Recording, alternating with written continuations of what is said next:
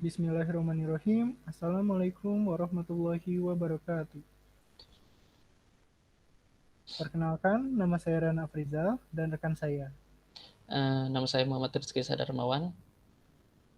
Kami dari mata kuliah pemrograman berbasis objek kelas B hari ini akan mempresentasikan mengenai program kami, yaitu tentang pendataan barang.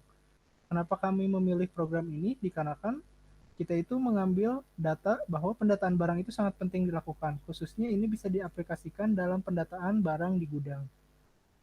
Yang pertama kita akan demokan tentang tabel data yang kita gunakan. Kami menggunakan SQL. Di sini kita membuat dulu tabel data yang kami beri nama data barang dengan nama tabel, yaitu tabel barang. Dalam tabel barang ini, di sini mencakup kode barang, nama barang, tanggal masuk, stok, dan harga. Kita lanjut kepada programnya. Di sini programnya kita membuat 3, yaitu yang pertama, kami buat program dengan basis desktop menggunakan Gframe. Kemudian yang kedua, kami menggunakan web application Java dengan JSP. Dan yang ketiga, kami menggunakan framework Vaadin untuk menjalankan programnya.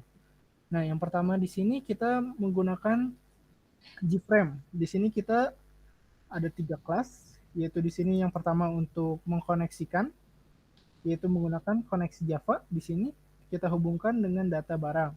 Kemudian di sini ada form data barang. Di sini tuh merupakan data program yang akan kita laksanakan. Kemudian ambil data ini merupakan inheritance dari data barang. Jadi di form data barang ini kami akan jelaskan satu tentang tampilkan barang. Nah, di sini tuh dia akan membaca SQL di sini adalah select from tabel barang, order by kode barang, ascending. Jadi dia itu akan menampilkan data berdasarkan kode barang yang ada di dalam tabel barang SQL kita secara ascending. Kemudian kita lakukan uji aplikasi. Nah, di sini ialah uji aplikasinya. Jika kita gunakan kode barang, di sini 8, misalnya kita beri nama di sini printer, tanggal masuk tanggal 1, bulan 1, 2021, jumlah barangnya 10, harganya 1 juta. Jika kita tekan simpan, maka terdapat notifikasi menyimpan data berhasil, dan di sini ada data printer dengan kode 8. Nah, misalnya kita rubah di sini jumlah stok barangnya menjadi 20 dan di sini menjadi printer Canon. Jika kita update, maka akan berubah. Nah, di sini ada notifikasi merubah data berhasil. Nah, maka di sini yang tadinya printer saja sudah berubah menjadi printer Canon dan stoknya menjadi 20. Jika kita menggunakan fitur delete, maka akan mendelete data ini. Kita tekan delete, maka menghapus data berhasil, dan kemudian data 8 tadi sudah hilang. Kemudian kami menambahkan fitur yaitu reset. Reset ini jika kita sudah memilih salah satu tabel, datanya sudah masuk, dan kita tekan reset, maka tabel data yang sudah masuk di sini akan terhapus. Nah, untuk refresh, kami di sini menghilangkan blok biru di sini, di dalam tabel yang ditampilkan. Seperti itu untuk demo aplikasi desktopnya. Kemudian yang kedua, kami lakukan demo ke dalam web yang kami buat menggunakan web application Java, yaitu JSP. Nah, yang pertama itu kita membuat model ini dulu, sama seperti yang tadi kami membuat koneksi. Di sini kita koneksikan dengan data barang dan user modelnya. Di user model ini kita menampilkan isi dari tabel barang yang akan kita tampilkan itu ada apa aja. Di sini ada kode barang, nama barang, tanggal masuk, stok, harga. Nah, di sini kita menggunakan Stargetter. Kemudian di sini saya akan menjelaskan tentang fungsi update di sini. Di sini kita menggunakan update tabel data, tabel barang, set nama barang, disimpan nama barang, tanggal masuk akan menyimpan tanggal masuk, stok akan menyimpan stok, harga akan menyimpan harga, di mana kode barang akan disimpan. Nah, jadi di update ini tuh kita dapat menambahkan data atau mengedit data yang sudah ada. Nah, di sini tuh kita bagaimana cara melihatnya? Nah, itu dilihat dari di mana kode barang tersebut atau ID-nya sebagai ID. Kita dapat melakukan perubahan baik itu nama barang, tanggal barang, stok, dan harga. Kemudian data tersebut akan disimpan lagi dalam SQL. Nah, Kemudian setelah kita membuat model, ada koneksi dan user model, kita membuat user controller. User controller ini digunakan agar program ini berjalan sesuai yang kita inginkan. Yaitu jika kita melakukan program input, maka dia akan masuk ke dalam menu tambah user.jsp. Kemudian jika kita menggunakan edit user, maka dia akan masuk ke menu edit user.jsp. Dengan parameternya itu ID atau kode barang. Nah, untuk tampilannya, di sini kita menggunakan index.jsp. Tampilannya seperti ini. Di sini merupakan tampilan awal di mana tabel data SQL kita akan ditampilkan. Di sini ada kode barang, nama, tanggal masuk, stok, harga, dan pilihan yang akan kita lakukan. Nah, untuk tambah user, di sini dilakukan untuk menambahkan data. Baik itu di sini ada kode barang, nama barang, tanggal masuk, stok, harga, dan akan disimpan dalam bentuk tambah. Kemudian di edit user, di sini itu untuk update data. Nah, di update data ini kita dapat melakukan edit seperti nama, tanggal masuk, stok, dan harga. Kita langsung ke tampilannya.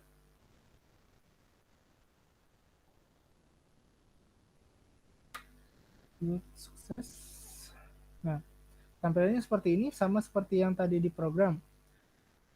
Karena ini terhubung dengan SQL yang sama, yaitu data barang. Jika kita gunakan tambah, di sini kita masukkan 8, sama seperti yang tadi, printer, tanggal masuknya,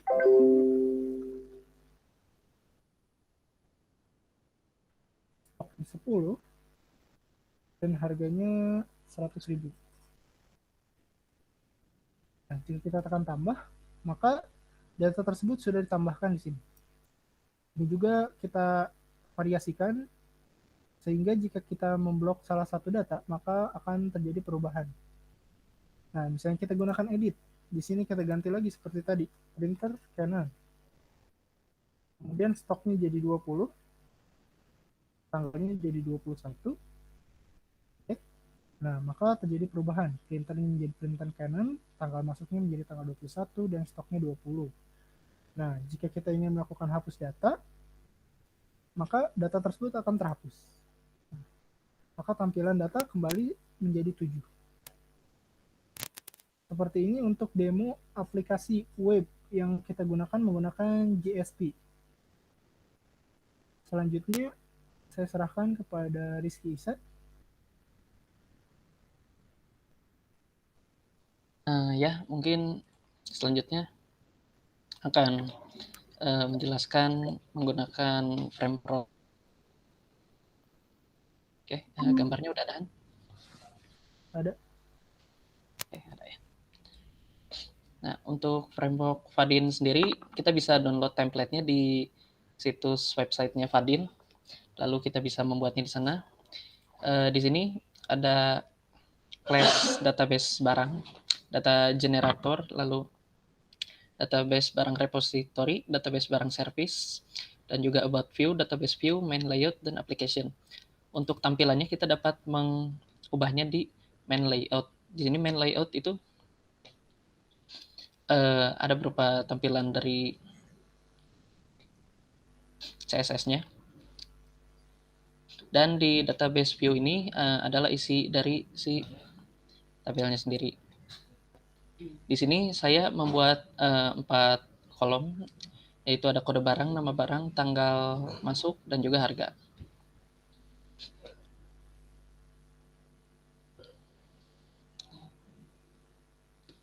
Kurang lebih seperti itu. Lalu setelah dikompil nanti kan seperti ini tampilannya.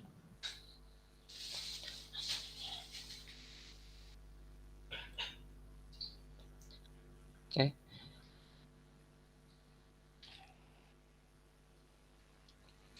Di sini kita misalkan masukkan kode barangnya itu adalah 10. Lalu nama barangnya seperti yang tadi Rehan masukkan itu adalah printer. Lalu untuk tanggal masuk kita bisa memilih tanggalnya di sini. Dan untuk harganya sendiri misalkan 80.000. Oke, save. database barang sudah di store, sudah disimpan. Dan akan berada di paling bawah. Lalu bila kita ingin mengubahnya, cukup pencet si data barangnya. Lalu kita tambahkan, misalkan tadi printer Canon. Lalu misalkan tanggal masuknya kita rubah, jadi tanggal 4, harganya pun dirubah misalkan jadi 120. Kita save, maka datanya akan berubah. Adapun untuk kita menghapus data ini dengan cara semua kode barang, nama barang, dan juga tanggal masuk hingga harga di sini cukup kita hapus dan kita save. Maka data barangnya akan menghilang. Kurang lebih seperti itu. Terima kasih. Saya kembalikan ke Rehan. Baik, terima kasih kepada Saudara Rizky Isa. Mungkin sekian yang dapat kami sampaikan mengenai program kami. Harapannya dengan adanya program pendataan barang ini dapat berguna di kehidupan kita, khususnya bagi kita-kita yang memiliki usaha dan ingin melakukan pendataan barang, baik itu nama barang, stok, harga, dan tanggal masuknya barang. Semoga aplikasi ini bisa bermanfaat dan ilmu yang kita dapatkan bisa bermanfaat. Kami tutup. Wassalamualaikum warahmatullahi wabarakatuh.